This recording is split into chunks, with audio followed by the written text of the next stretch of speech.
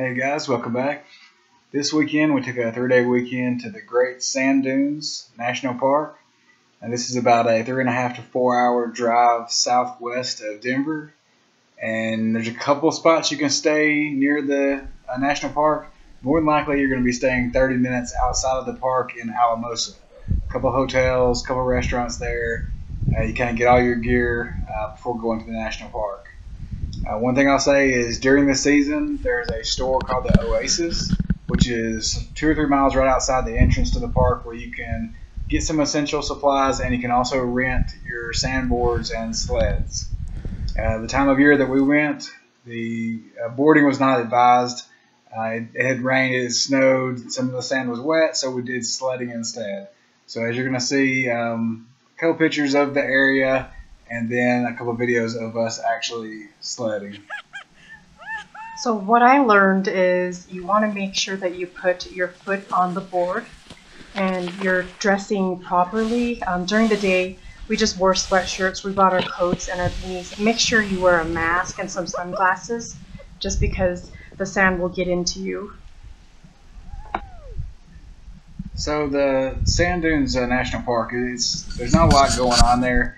You drive up, pay your fee, or show them your annual pass, and it literally has like one parking spot at the visitor center, which is currently in our renovation, and then another parking spot to access the dunes. That's about it. So when you park, it's probably a 15-20 minute walk, depending on your speed, walking from the parking lot to the beginning of the dunes, and these dunes are massive. It is nothing like we were even prepared for. You can hike all day, and you might get to the second or third ridge line.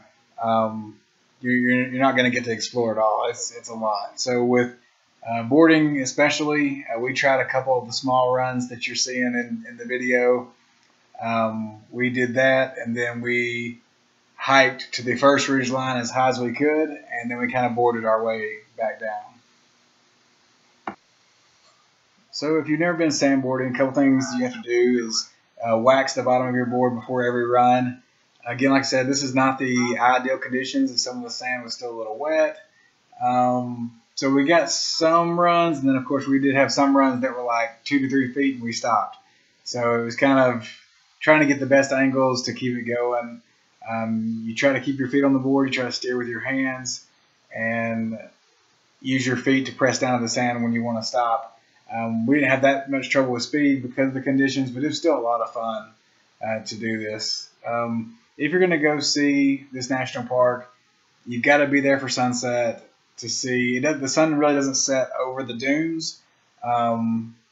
You probably can get the right angle to get that picture, but for the most part, it's a little off to the side, but it's still really beautiful. I got some pictures of that at the end of the video of the sunset around the dunes. And then this park is also a certified nighttime national park. They have a specific term for it. I can't remember what that is. You want to see it at night. There's no natural lights around the area. Everything is dark. And when you're just out there looking up at the stars, it's some of the best stargazing that I know that I've had in my lifetime. So like I mentioned, the seasons for the dunes, you can go anytime and hike. But for the boarding specifically, it is May to the end of October. Even a lot of the stores, hotels, things like that are closed outside of those dates. And this is the weekend before Halloween. We really hit it the last weekend that everything was still open. Which made it a lot easier for us. Even with a lot of people out on the dunes, you still have plenty of room to kind of spread out and do your own thing, except for in our situation where I almost ran over Noodles right here. It's kind of hard to control those boards, but you don't have to worry about being a big crowd at the national park. Plenty of room to kind of spread out and do your own thing, whether you want to hike, whether you want to just climb to a dune and meditate, where you want to go eat a lunch, whatever you like to do, you have plenty of space for. And then I think the last thing I'll touch on is where we stayed.